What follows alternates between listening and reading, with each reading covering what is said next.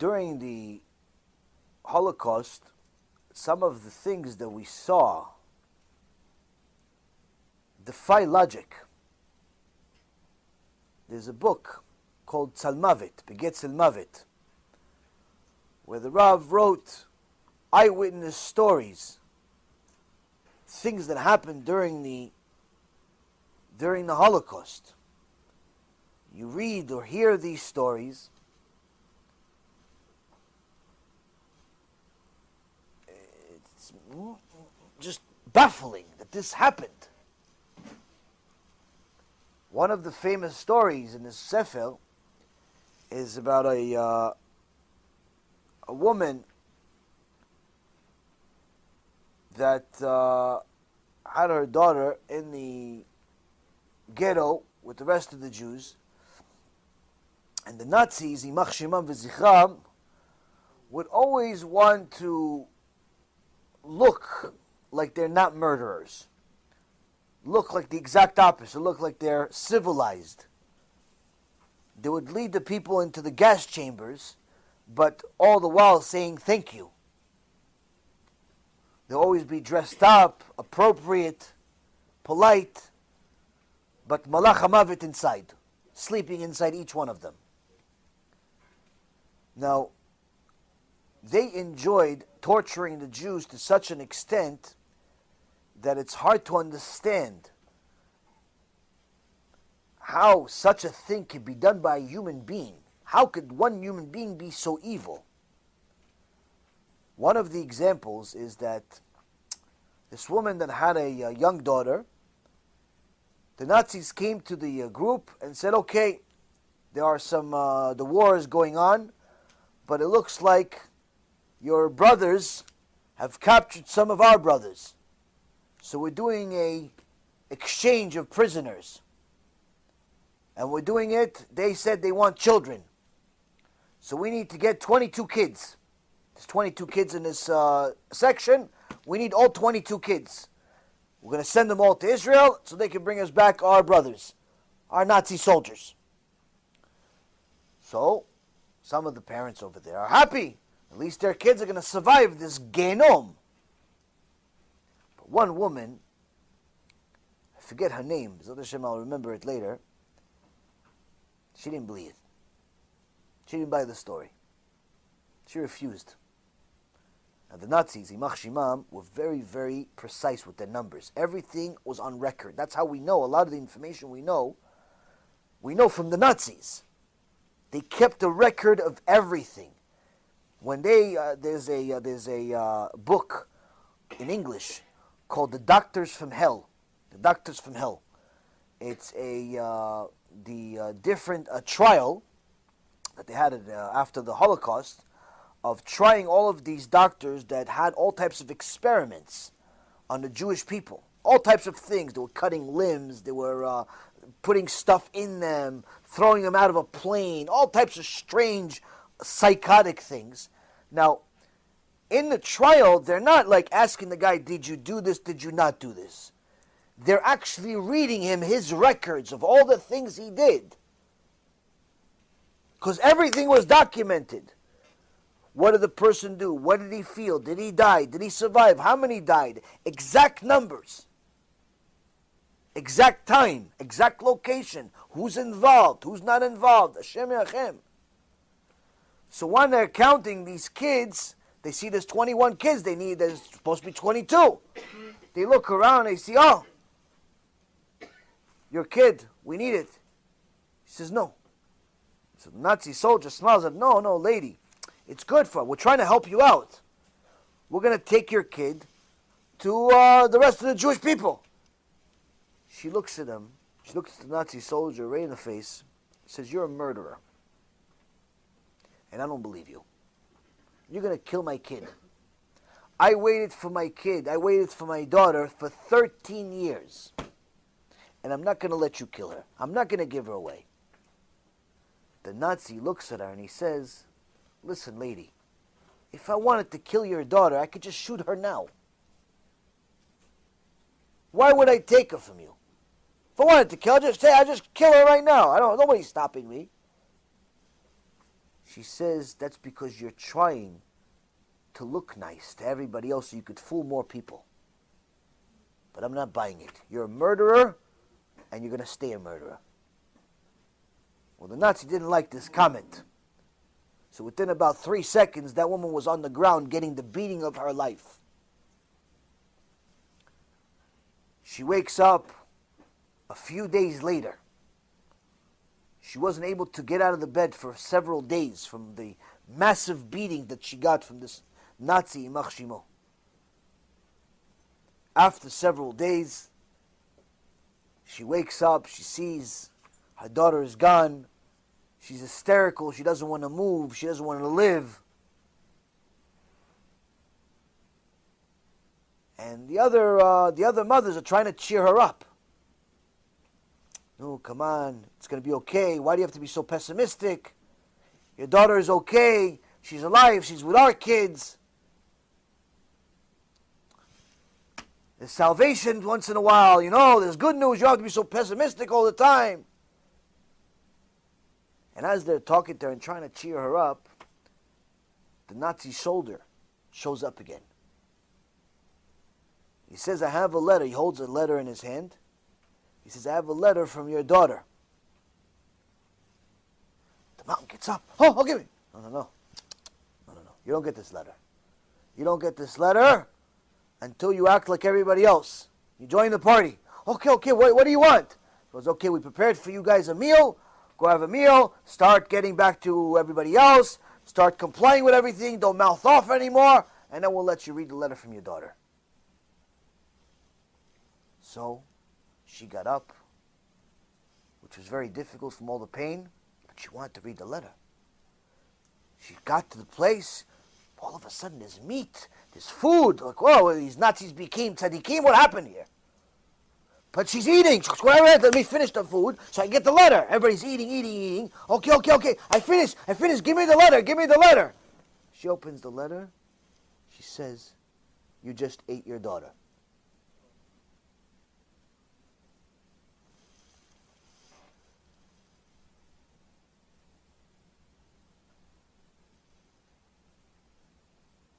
Now this actually happened, Rabotai.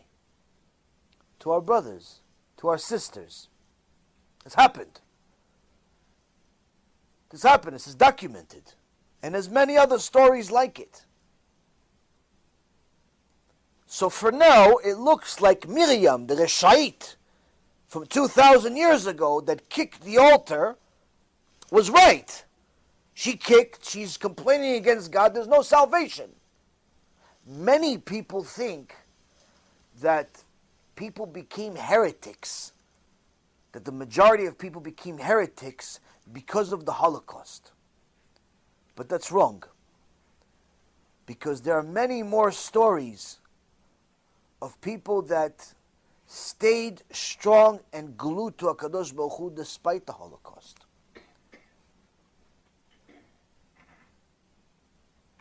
One of the Gdolei Ador of that generation that was in the Holocaust wrote a book himself about his and other people's experiences and the Kiddush Hashem that he saw inside the Holocaust. Arav Maivitz. He wrote an experience that he had himself where he had a very famous tzaddik grandfather, and one of his possessions that he had that was most valuable to him was that he had his talit. But he knew that there's no way that the Nazis are going to let him wear a talit. So he turned it into a talit katan, into a tzitzit. And he put it under his clothes in hopes that the Nazis never find this out. But one of the times that inside the Holocaust that they were taking a shower, the Nazis, Yimach Shema, would make sure that each person takes only one uniform. And they would check, there would be a soldier at the entrance, checking each person to make sure he didn't steal a second uniform. Check his body, see that he's not, his thing is not fluffy or something like that, where he's not wearing two of them. Why? Because they want to keep them tortured. They don't want you to be warm. They don't want you to do nothing. Clean, nothing. It's part of the destruction of the morality of the people and the morale of the people. So when he got his clothes on, the Nazi soldier that was a communist prisoner, he was a German communist, former communist, and he was actually a prisoner of the Nazis, but his punishment was not like the Jews, where he was going to be a slave. In fact, he was a guard. He was a guard, a Nazi guard. But he was a communist, anti-God.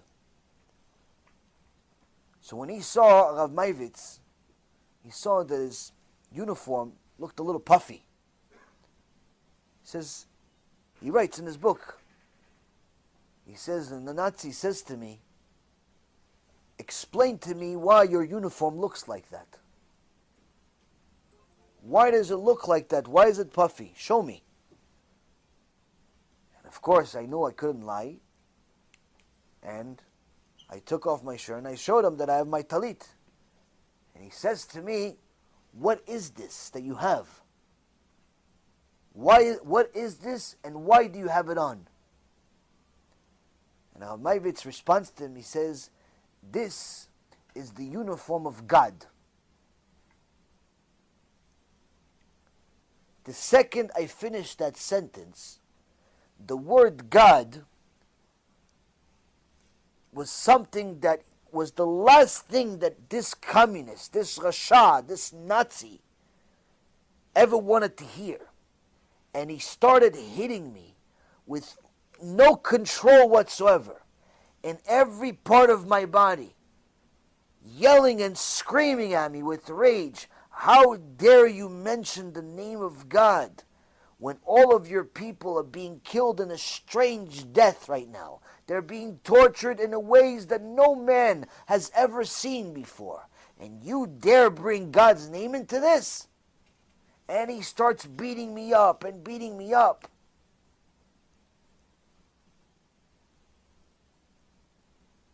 And eventually, after every part of my body is bleeding, from his eyes, from his ears, from his mouth, from his legs, everything is bleeding. This Nazi says to him, stand up and give me one explanation of why you still believe in God. Or you will never leave this room. So now what do you tell a communist? What do you tell a Nazi that's looking for every excuse in the world to kill you and your God? Now, if you're a secular person, you pretty much tell the guy, okay, you're going to shoot me here, you're going to shoot me here, because I have nothing to say to you. In fact, even if you're religious, you kept Shabbos, you ate kosher, you learned here and there, but you weren't glued to HaKadosh Baruch Hu, your best bet, you're going to say to the guy, you know what, you don't want to believe in him? I don't believe in him. Why? It's pikuach nefesh, leave me alone, I want to live. I don't want to die. You don't have the yeshuva da'at to focus at that point after the guy nearly killed you and almost broke every bone in your body. You're bleeding from every hole and every no hole in your body. You don't have any real answer for this Rasha. What are you going to say to this guy? But if you are glued to a Kadosh Baruch Hu, like some of the tzaddikim, like Rav Meivitz, you had an answer. And he says to him, I'll give you an analogy of what it's like. He says, imagine there is a top surgeon that the world has never seen such a surgeon. He's so good. Everyone wants him to save their life. And he gets a patient that has a critical condition. And he says, I can save him and we just need to operate. And he takes the patient and he puts him on the bed and he looks at a certain body part and he looks at the healthiest part of his body and he decides that this is the part that he needs to cut in order to enter the body. And fix whatever problem is inside. Now, while this top surgeon is cutting the body and preparing everything in order to solve the crisis, a shoemaker happens to pass by, and he sees that there's a older man on top of a younger man that looks healthy, and the older man is cutting up the younger man's body with no mercy whatsoever, with no care in the world. He's just cutting him up like it's a pancake. And he sees that, he notices that this younger man actually has like a part of his body that's maybe looks wounded, but he doesn't understand the logic here. Because the shoemaker says, when I fix my leather shoes and I make the leather shoes, I will never cut the good part. Surely, I'm going to look at the shoe, see the bad part, and cut that one in order to fix it. This old man must be senile. He doesn't know what he's doing. He's cutting the good part. So the shoemaker starts yelling and screaming, "Hey, you don't know what you're doing. Let me take over. You don't know what you're doing. You're cutting the good part. You fool." Rav Maivit says, now do you think that the top surgeon pays attention to the shoemaker? Pays any mind to the shoemaker? Stops the surgery? No. Why? Because he knows that the fool that's making all of these comments, that has all of these questions, is simply an ignorant shoemaker. He says, you see, we may have many questions about why HaKadosh Baruch Hu is doing certain things, but that doesn't make us question Hashem. It doesn't make us question Him.